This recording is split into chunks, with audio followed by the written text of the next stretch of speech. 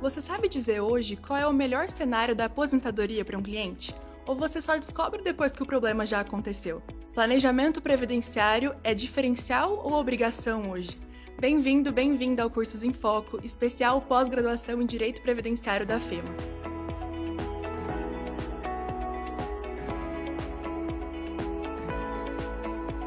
E para começar o episódio 2 dessa série especial sobre a pós em Direito Previdenciário da FEMA, a gente convidou quem vive essa área na prática e ajuda a formar novos especialistas todos os dias.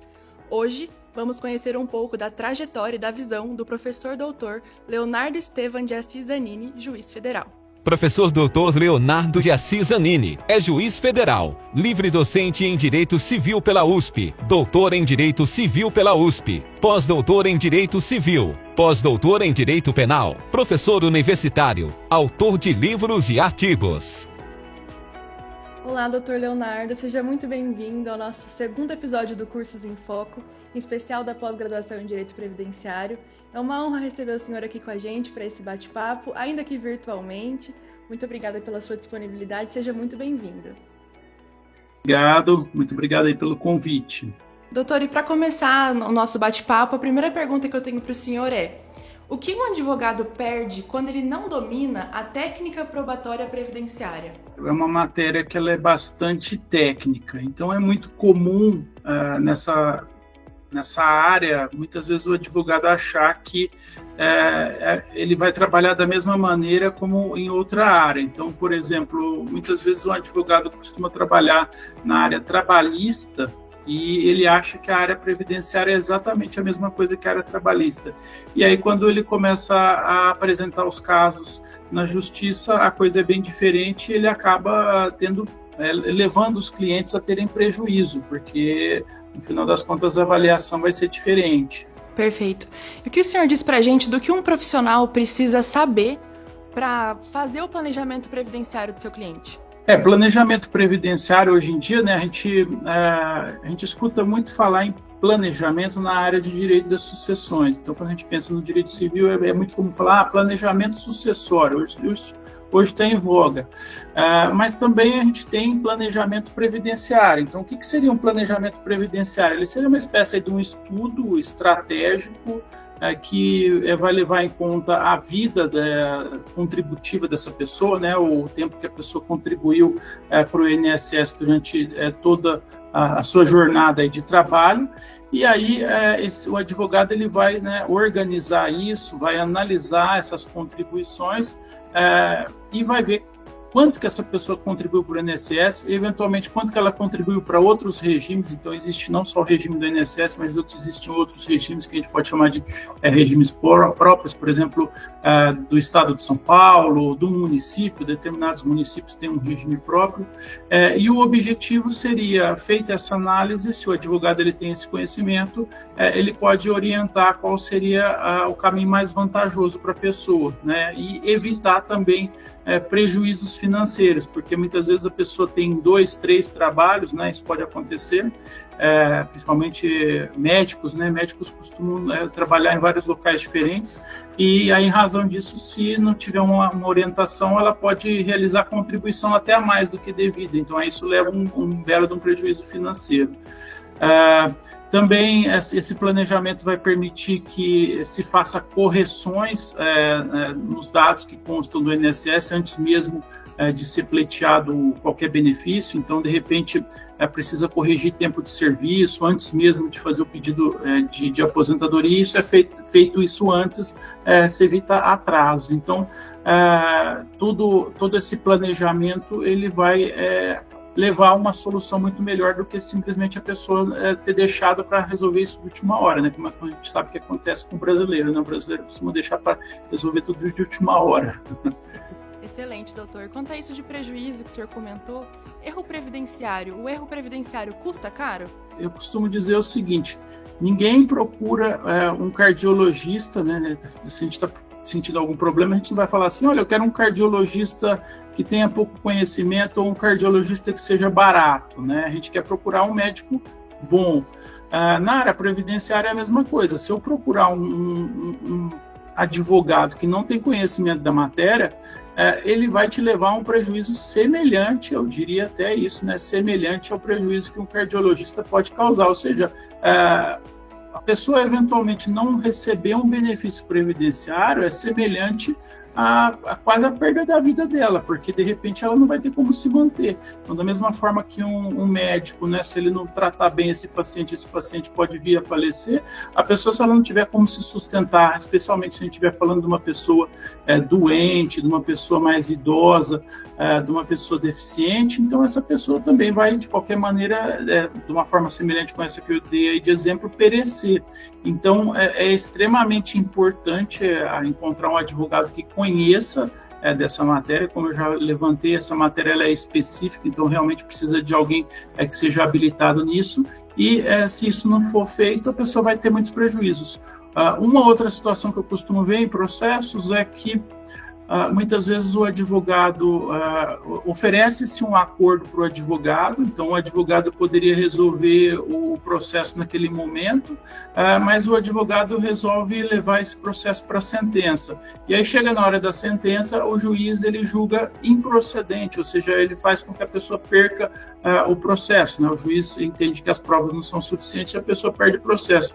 E aí muitas vezes o advogado até embarga de declaração, pedindo para o juiz esclarecer, porque ele fala que, olha, o INSS propôs um acordo, e aí, como é que faz? Se ele propôs um acordo, eu tinha razão. Aí o juiz vai dizer, olha, eu julguei conforme a prova dos autos, né? Se foi feita uma proposta de acordo e não foi aceita a proposta de acordo, isso já era, né? Então, o processo foi perdido, e aí veja, né? É mais um problema de erro previdenciário. Olha quanto custa.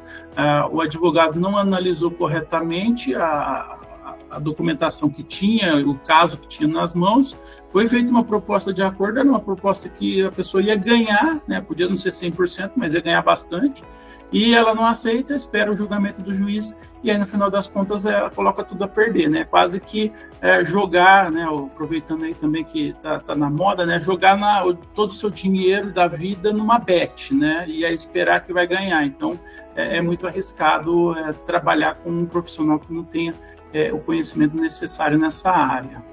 Excelente.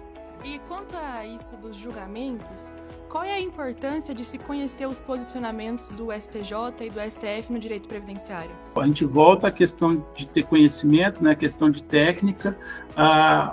Esses julgamentos sempre foram importantes, mas mais recentemente, com a mudança, a gente passou a ter teses e recursos repetitivos.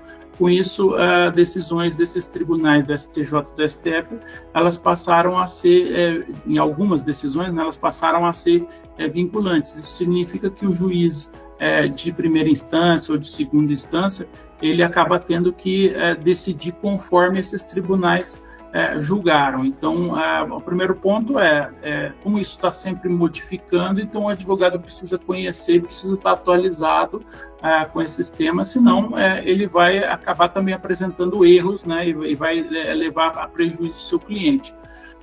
Por outro lado, a gente tem ainda que em determinados casos, se ele não tiver um conhecimento, um exemplo que eu posso dar aqui é o salário maternidade, se ele não tiver conhecimento, ele simplesmente perde o processo. No caso do salário maternidade, que aconteceu recentemente, um desses julgados, antes era necessário que tivesse um número mínimo de contribuições para receber o salário maternidade. Depois isso foi modificado por uma decisão do STF, e aí não precisa mais desse número mínimo de contribuições. Então, quer dizer, um advogado que não tem conhecimento das decisões desses tribunais, ele diria, né, até numa análise inicial do caso, para uma determinada cliente que ela não teria direito porque ela não tem um número mínimo de contribuições. E aqui, se a gente levar em consideração essa decisão, esse mesmo advogado, se ele tiver esse conhecimento, ele vai falar assim, não, nesse caso eu posso entrar porque tem uma decisão do STF. Então, as decisões dos tribunais superiores aí, elas são extremamente importantes em matéria previdenciária, e também, eventualmente, caso o juiz não decida conforme esses julgados, o que o advogado pode fazer, conhecendo também a matéria, é recorrer desses julgados e reverter a decisão de primeira instância e obter aí uma decisão favorável na segunda instância para para o seu cliente. Então, é também extremamente importante estar sempre atualizado. É quase igual a informática, né? Informática, a todo momento a gente está tendo, né, uma atualização, um computador novo, um software novo, e na área jurídica também, nessas decisões desses tribunais superiores, isso está sempre havendo inovação. Então, é importante estar antenado e atualizado com essas decisões. Excelente, então, doutor. Uma próxima pergunta. No exercício da profissão, nas audiências, o senhor percebe um advogado que é especialista na matéria em direito previdenciário? Tem alguma diferença? Muitas vezes a gente encontra advogados que trabalham mais com direito trabalhista ou até mesmo direito de família, né? A gente tem aqueles casos que a pessoa teve uma separação ou alguém da família morreu e é o advogado especialista nessa área, ou família ou sucessões, ele acaba também assumindo os processos previdenciários. E aí, fazendo uma comparação com uma parte de família, então, eventualmente, para reconhecer uma união estável em matéria de família é diferente de reconhecimento de uma união estável para matéria previdenciária. Então, numa audiência, a gente percebe bem claro, bem fácil a gente perceber se a pessoa ela é da área ou se ela é de outra área, né? Se eu pegar um caso de um advogado trabalhista, ele vai começar a fazer perguntas que são relacionadas a causas trabalhistas, e muitas vezes as perguntas relacionadas com causa trabalhista não interessam para a gente em direito previdenciário. Então, facilmente a gente consegue perceber se o advogado ele é da área ou não. Doutor, o senhor já participou em outras edições da pós-graduação em Direito Previdenciário, agora comparece novamente como docente. Conta um pouco para a gente da sua experiência, de como vai ser essa pós-graduação. Eu participei na última edição, né? Isso significa que a gente está tendo já uma edição seguinte, que é uma pós-graduação que obteve sucesso. Ela é composta de professores que atuam na área mesmo, são professores que dão aula em faculdades, em pós-graduação, mas que também atuam nessa área de direito previdenciário. E a experiência é muito boa, né? Uma pós-graduação ela é presencial, então isso dá uma grande diferença, porque o contato do professor com o aluno ele é muito mais próximo. Hoje em dia a gente vê muita pós-graduação 100% à distância, e isso na prática o professor acaba só falando, né, e não tem quase nenhuma participação do aluno. Às vezes o aluno não quer nem participar, fica com vergonha. Eu acho que a dinâmica ela é muito melhor numa pós-graduação que é presencial. Então, se a gente está tendo essa segunda, agora eu não lembro se estamos na segunda ou na terceira edição dessa pós-graduação, é justamente porque houve um sucesso na edição anterior e tem demanda para isso. E a gente espera encontrar em breve os alunos desse curso. Com certeza. Doutor, foram essas as nossas perguntas, então. Novamente te agradeço pela sua disponibilidade, por comparecer, por todos os esclarecimentos que o senhor trouxe. Foi um prazer imenso conseguir aprender um pouquinho mais sobre esse assunto. Muito obrigada. Imagina, eu que agradeço o convite e o prazer é todo meu. No direito previdenciário, quem domina a estratégia não corre atrás do prejuízo, antecipa soluções. Se você quer atuar com mais segurança e autoridade, a especialização deixou de ser um diferencial e virou necessidade.